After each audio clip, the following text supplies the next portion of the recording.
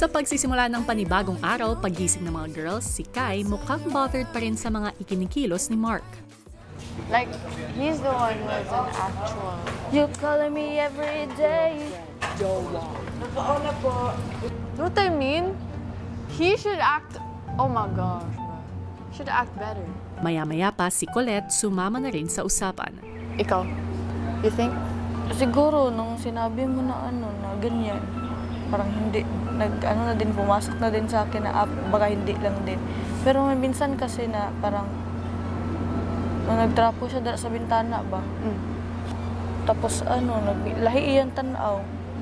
Oh, that's what Jaren said also. Ano siya nga? Makagana ba Ano said si Jaren na, like, as a guy, kabaw siya if someone is trying to impress someone else. Oh, ingana ang pod sa bayi, di ba? Lagi. Ato. Ay, Kuya Pan. Hello. Do you notice something? Yes. Marami akong na-notice. Ang good. Ano? Sige. The old one has with the new one. Crush. No. Ay, Sige, specific. let's not label it like that, but most people think he has. Ilang saglit pa, naghanda naman ang team ni na Ding Dong at Patrick para sa pag-shoot ng video para sa weekly task. Yung ganyan. Bilisan mo lang. Pero wag kayo masyadong titingin sa camera. I mean, nakaw-tingin lang. Ngunit, abala man ang lahat sa task at iba pang gawain, ang buong bahay tila hindi matigil pag-usapan ang kanilang nagiging obserbasyon. Sabi namin, kasi kahapon, nag-distance siya, like, from everyone. Pero kung nandyan si very talkative siya. Like, very talkative. Ano bagay? Boys knows. Boys best. Boys I mean, I don't know 100%, but I'm guessing.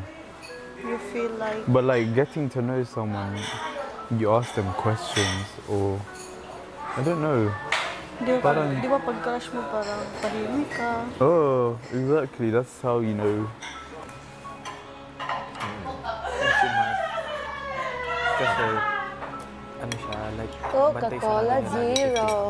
Okay. Like, ang awkward na sinusundan niya, tinititigan niya. Kaya nagkakatinginan yung mga boys. Napansin kasi na OA na ba? Parang ano ba, na-attract ka ba? Binabantayan mo ba? Naguguluminahan ang mga lalaki. Sa kanila siya. Oo, iba kasi talaga. Kung nasan yung isa, nandun din siya. May girlfriend siya. Yun nga yung nakakapansin.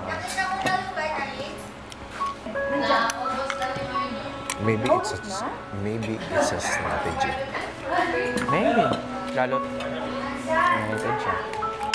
But people can see that. Ang mga housemates, kanya-kanya rin ang kuro-kuro tungkol sa bagong kasamang si Fiang. Iba yung age gap. Oo. Malayo yung age gap din natin sa kanila.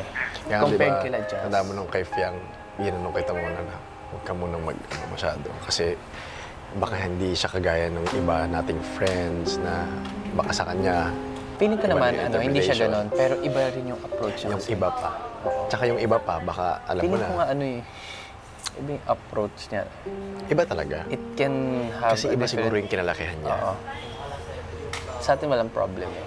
Pero mukha naman siyang, pag kinausap mo siya ng seryoso, kasi di ba pag ini-interview ko siya, seryoso ako mag-interview, nag-ano naman siya. Tsaka Depende lang sa approach. Pag vibe ang serious na, serious muna. Nag-serious naman siya. You know what we think, Jaren? What? Instead of him, it's you. Me? A while ago, when we were inside the bedroom. Ano yung mo sa lalaki? Type mo sa lalaki. Kasi alam na namin. Ano type? Oh, syempre, bago lang ako. Ikaw na magsabi. Ikaw mo na magsabi. Gusto ko matangkad Kasi na nakita moreno. ko. Ay, Tagka din na moreno. Yeah, So, I parang love si Jaren. moreno. Her type was Moreno. Moreno, right? Yeah. Tapos tall. style. Tapos tall. I don't think so, mate.